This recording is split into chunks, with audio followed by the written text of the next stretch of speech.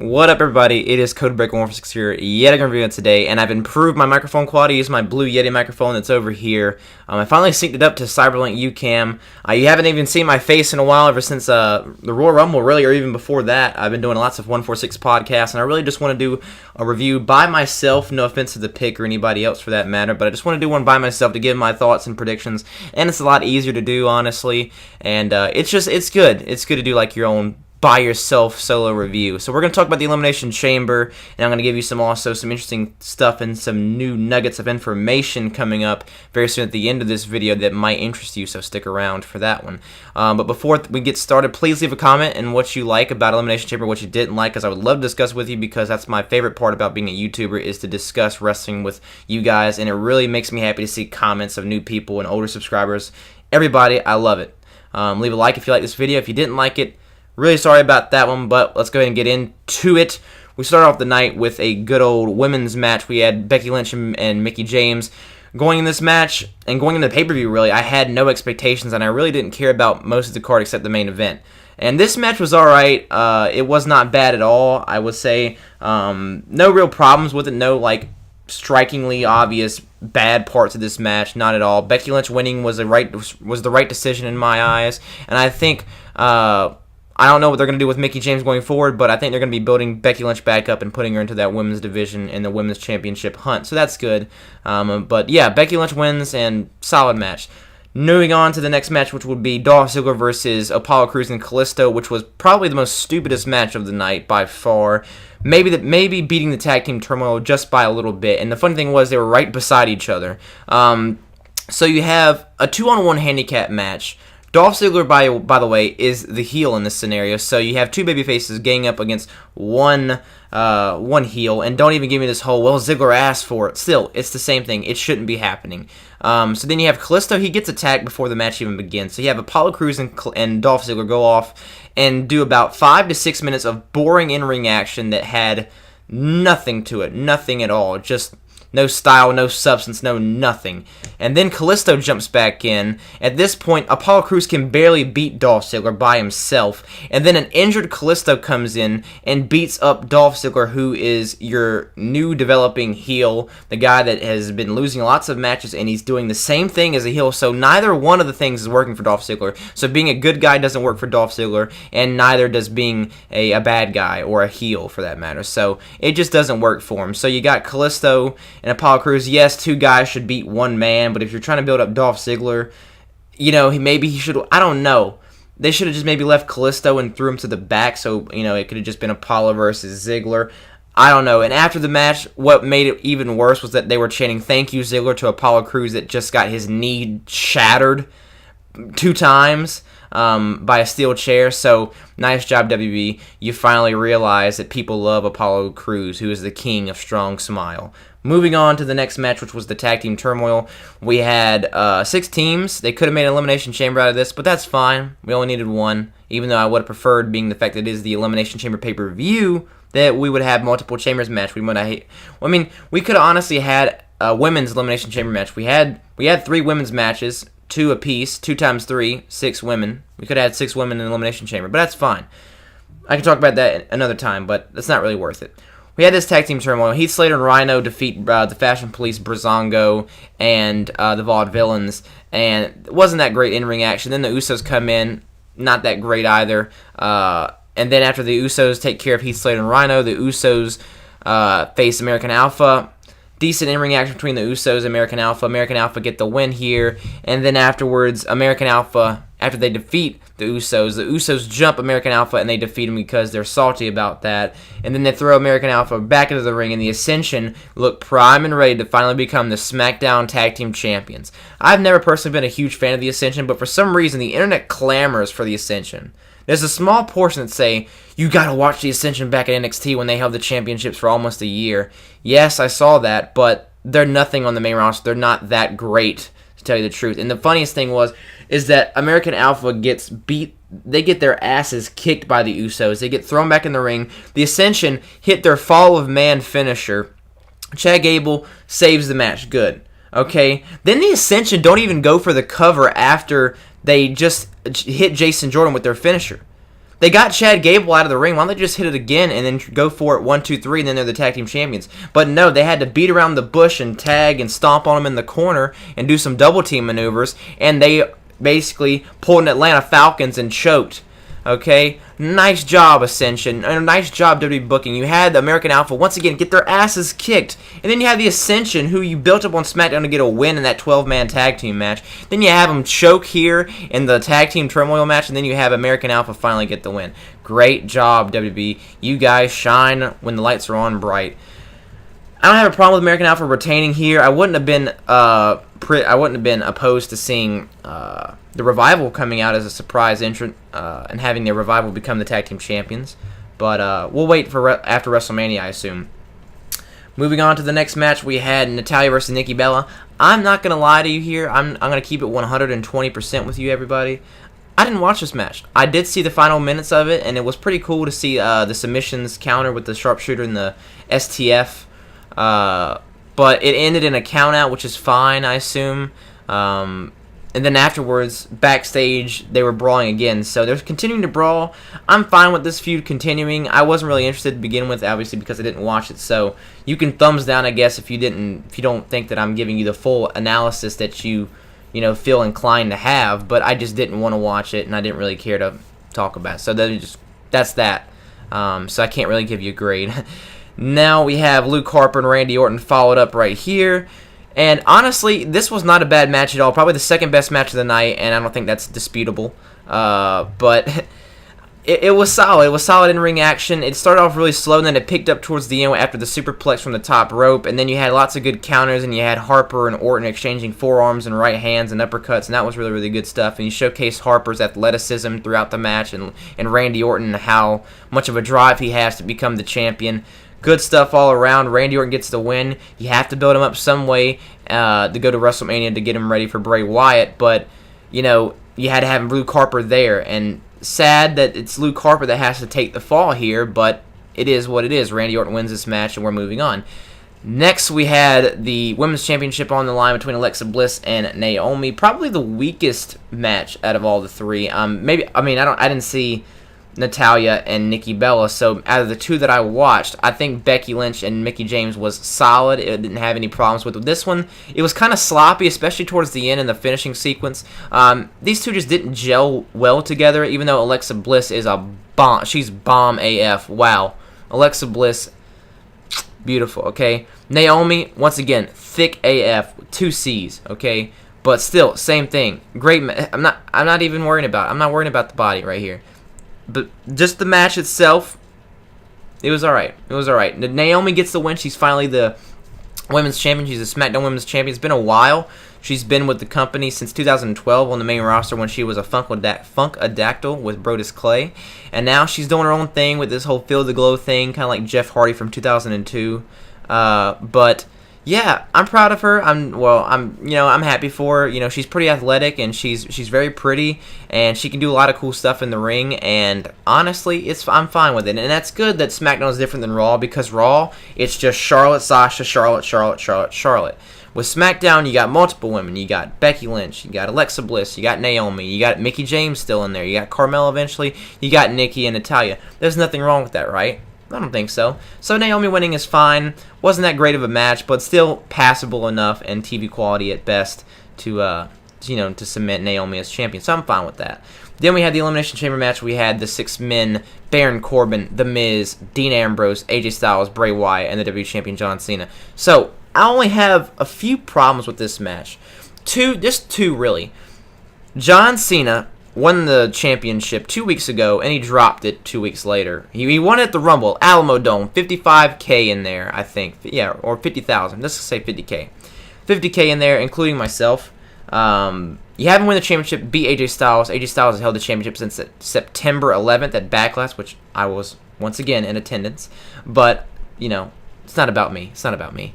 John Cena beats AJ Styles, and then he's in a tag team main event. And then he faces Randy Orton, and then he comes to the Chamber, and he loses. Why give the championship to Cena in the first place? I mean, I just don't understand it. You could have had Cena once again lose to AJ Styles at the Rumble again, It's just the one guy Cena can't beat. Have AJ Styles win it again. You know what I mean? And then have AJ Styles lose the championship here. Maybe even have Cena come this close to beating AJ or Bray, and he gets slipped away from it and he loses again.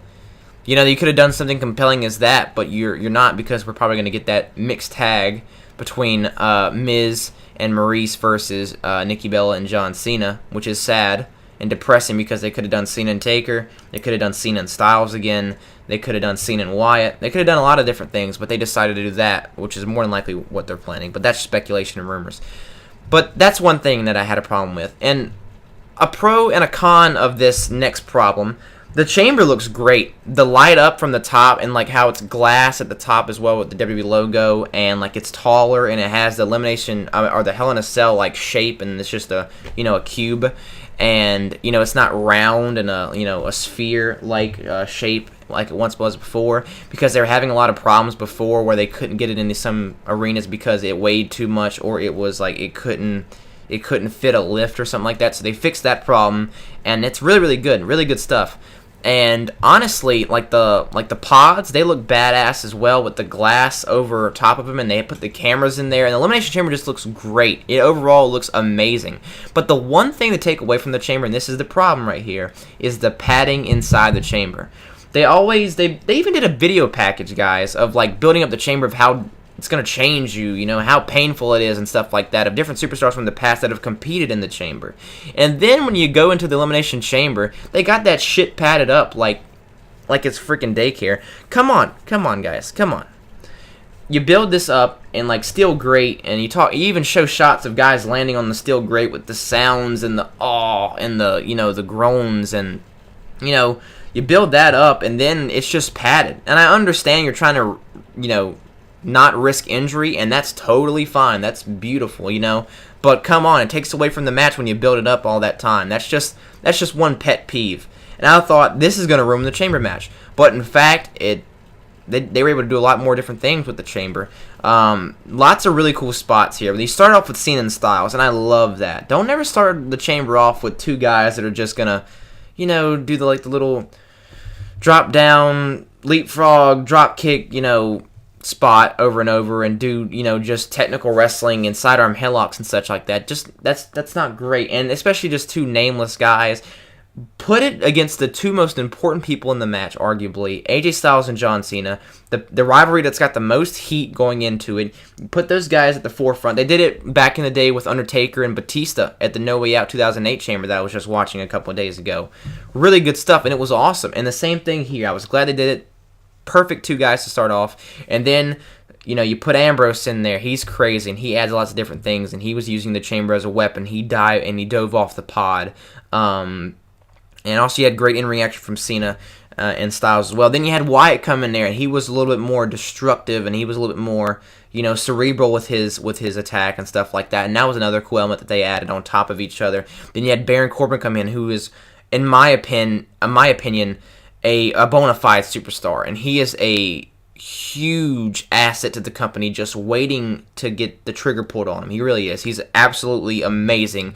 I mean, you watch the guy work, he is so powerful, he's so quick, and he's got so many pluses and so many pros about him, and on his resume, he's done lots of really good stuff, and I think he's going to be a future Intercontinental Champion, and then he's going to move up to the WWE World Championship, and I'm just so excited for that. That's going to be awesome. And he did a great job in the Elimination Chamber. For the short time that he was in the Elimination Chamber match, he did lots of good stuff.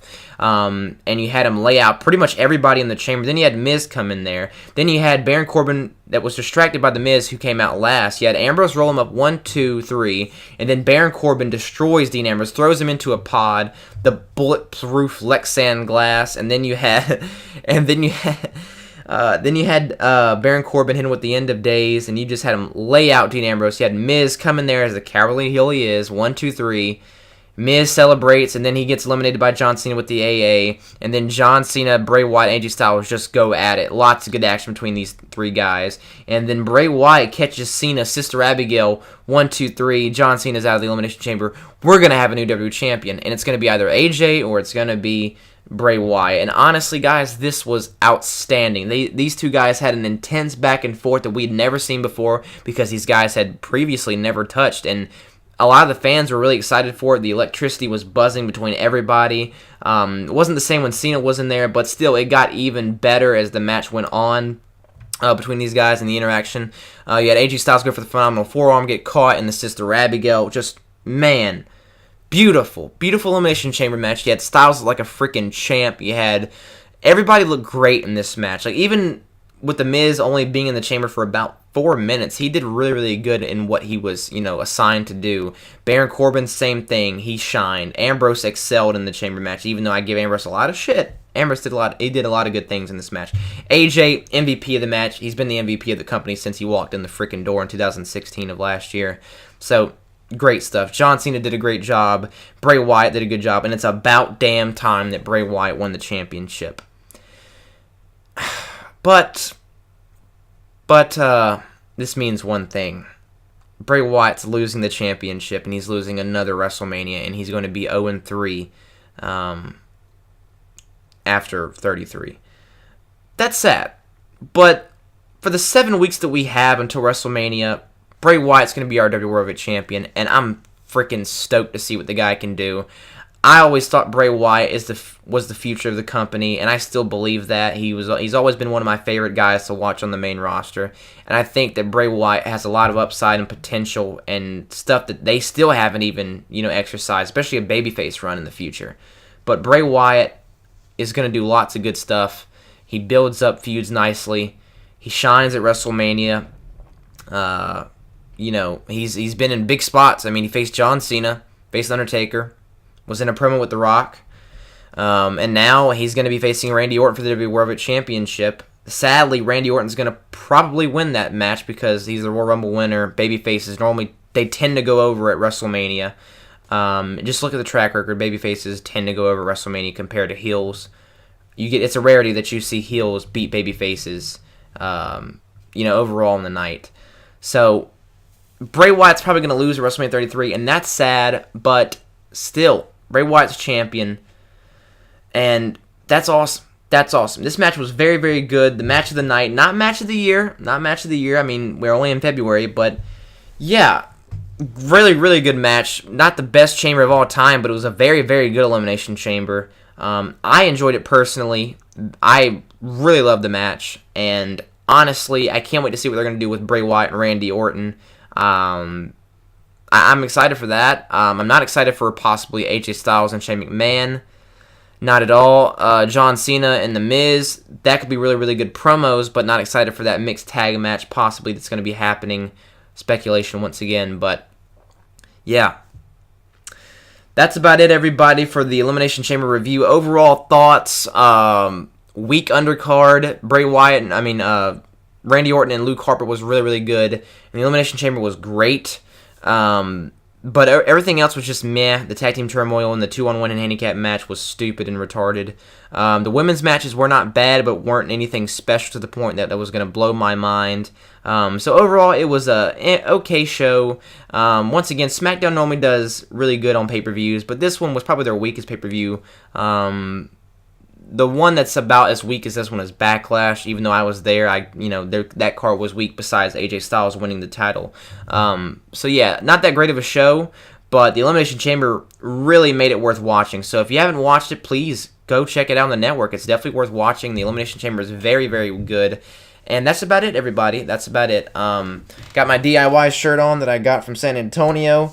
Had to bring it out for the review and bring it out for the Elimination Chamber. So that also brings me to my last announcement, and then you guys can leave. My last couple announcements is that I'm working on my Royal Rumble Day in the Life. I know it's been like 2 weeks since the Royal Rumble has happened, but I've been kind of waiting, and it's been really, really badass to kind of look back at the footage that I captured. I think you guys are going to like it. Hopefully WWE doesn't copyright some stuff, but I'm looking forward to it. It's going to be a fun video. It's probably going to be about a 30-minute video from what I'm thinking. I'm using Adobe Premiere, so I'm messing with that one. So please be patient with me and, don't crucify me if it's not that great. And yeah, it's looking really good. So you guys should see that later down the line this week, and hopefully I can post it by this weekend, Friday. Fingers crossed. But until then, you should see another video. I'm trying to do some gaming stuff like that. Like I have Watch Dogs 2 right now, just chilling right here. But I got some new games. I'm also getting the Uncharted game series, so if you want to see any gameplay like that, I'm actually going to try to leave a poll. If I can make a poll in time by this video is over, then I'm going to do so. So yeah, check that out. And vote on what games you want to see, because I finally got my capture card working. The reason why I wasn't posting gameplay was because of that and that alone. I'll be doing some more reviews and stuff that I have planned. If you want to see some more 146 podcasts with special guests or what topics you want to talk about, leave them down below. Leave questions for a Q&A in the podcast. Lots of good stuff. This channel really is about you. I post the stuff I want to, but you guys kind of steer it in the direction you want to as well. I'm 6 subscribers away from 1,000 subs. That is very exciting. If I can hit 1,000 subs by Mania, goals. But until then, ciao. I'm gonna go watch the mid-season premiere of Walking Dead because I've been waiting all day. Boo.